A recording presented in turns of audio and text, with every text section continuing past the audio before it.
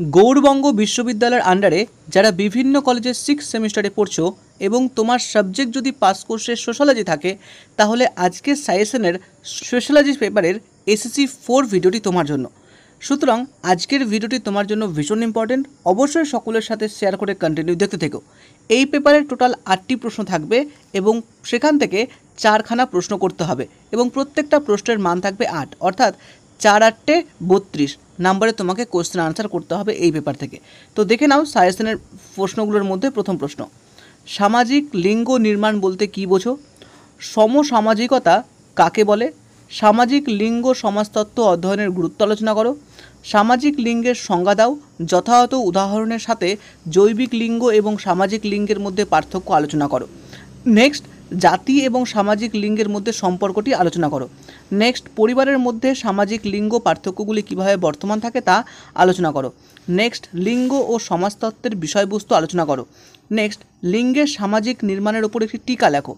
Next, লিঙ্গ বৈষম্য বলতে কী বোঝো? ভারতীয় পরিবারের ব্যবস্থায় নারীদের সম্মান মর্যাদা আছে আলোচনা করো। নেক্সট, যৌন অভিমুখিতা কী? লিঙ্গ কি যৌন অভিমুখিতার সাথে সম্পর্কিত আলোচনা করো। নেক্সট, যৌন অভিযোজন কাকে বলে ব্যাখ্যা দাও। নেক্সট, সমাজে যৌনতার বিভিন্ন ধরনগুলি আলোচনা করো। নেক্সট, আমরা কথা বলবো ভারতীয় সমাজে লিঙ্গ বৈষম্য সম্পর্কে একটি টিকা আলোচনা করো। নেক্সট, পারিবারিক সহিংসতা থেকে নারীদের সুরক্ষা আইন 2005 সম্পর্কে একটি টিকা লেখো। নেক্সট, স্বাধীনোত্তর ভারতবর্ষের নারী আন্দোলন সম্পর্কে আলোচনা করো। নেক্সট, চরমপন্থী নারীবাদী দৃষ্টিভঙ্গি সম্পর্কে আলোচনা করো। নেক্সট, ভারতে নারীর ক্ষমতায়নের জন্য কী কী পদক্ষেপ গ্রহণ করা হয়েছে। নেক্সট, স্বাধীনতা পূর্বে নারী আন্দোলন সম্পর্কে আলোচনা করো।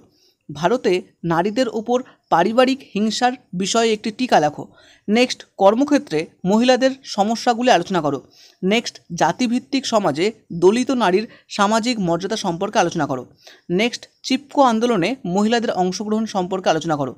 নেক্সট, পিতৃতন্ত্র বলতে কী বোঝো তার উপর বিস্তারিত লেখো। নেক্সট, LGBTIQ আন্দোলন সম্পর্কে একটি টিকা লেখো।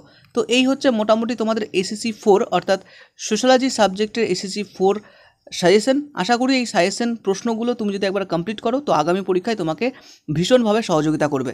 যদিও মনে হচ্ছে তোমার অনেকগুলো প্রশ্ন রয়েছে, তবে এখানে অনেক প্রশ্নের একই উত্তর হবে, অর্থাৎ বিভিন্ন বিভিন্ন ধরনের আলোচনা করা হয়েছে।